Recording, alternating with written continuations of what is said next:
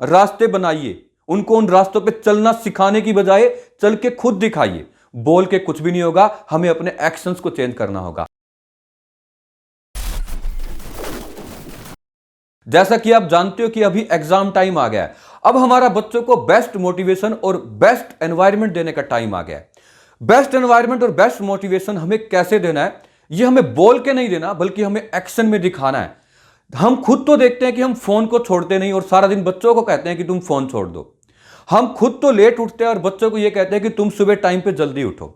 एक टाइम पे तो बच्चे को हम बहुत स्पेशल फील करा देते हैं और दूसरे टाइम पे हम बच्चे को इग्नोर कर देते हैं, ऐसा फील कर जैसे कि वो एक यूजलेस चीज हो।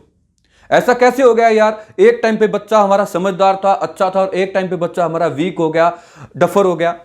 हम खुद तो उनको कहते हैं पढ़ो और खुद दूसरे कमरे में जाके लड़ो। उनको कहते हैं कि तुम कंसंट्रेशन करो, पढ़ाई को कूल माइंड से करो, आप नोट करो। ये बोलते समय हमारे माइंड में कितनी टेंशन होती है। ऐसा नहीं होगा कि सिर्फ बोल बोलकर ही हम बच्चों को समझाएंगे, ये हमारे एक्शंस में होना चाहिए। आप दूसरी साइड ये देखो कि बच्चा खुद क्या चाहता है।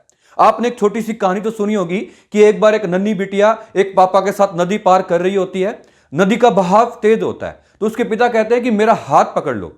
वो बेटी कहते हैं नहीं पापा, आप मेरा हाथ पकड़ लो। पापा कहते हैं यार बेवकूफी क्या है, इसमें तो एक ही बात है, इसमें क्या फर्क है, आप मेरा हाथ पकड़ो या मैं आपका हाथ पकड़ूं।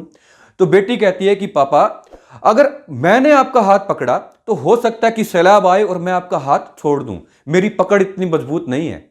लेकिन जब आपने मेरा हाथ थाम लिया ना, तो दुनिया की कोई ताकत, कोई तूफान आए, आप मेरा हाथ छोड़ेंगे नहीं।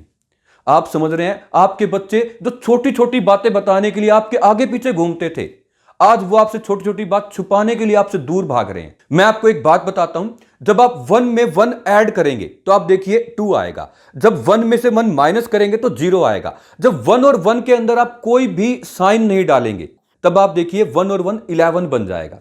रिश्तों में जब तक साइन रहेगा ना, तब तक हम 0 या 2 बना पाएंगे, 11 नहीं बना पाएंगे। यह टाइम है अपने बच्चे को आशीर्वाद देने का, एक बेस्ट एनवायरनमेंट क्रिएट करने का। मैं भी गलत रास्ते पे चला गया था। गलत रास्ते का मतलब यह है कि मैं भी बड़ा इनडिसिप्लिन हो गया था, अपने बच्चों को, फैमिली को प्रॉपर टाइम नहीं दे पा रहा था।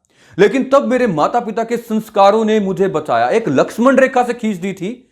जो उनका जो ओरा था, उन्होंने मुझे, उस ओरा ने मुझे बाहर जाने से रोका। आप समझ रहे हैं? जब मैं अपने पापा को सुबह सुबह मेडिटेशन करते देखता था तो मेरे मन में भी मेडिटेशन करने का आया। मैं मेरे पापा को सुबह उठते 4 बजे उठ के ही काम करते देखता, रात को लेट रात तक मेहनत कर रहे हैं, तो मैं भी मेहनत करने लगा। मैंने देखा कि वो अपने बच्चों की केयर कर रहे हैं, मतलब कि हमारी, तो मैं अपने बच्चों की केयर करने लगा।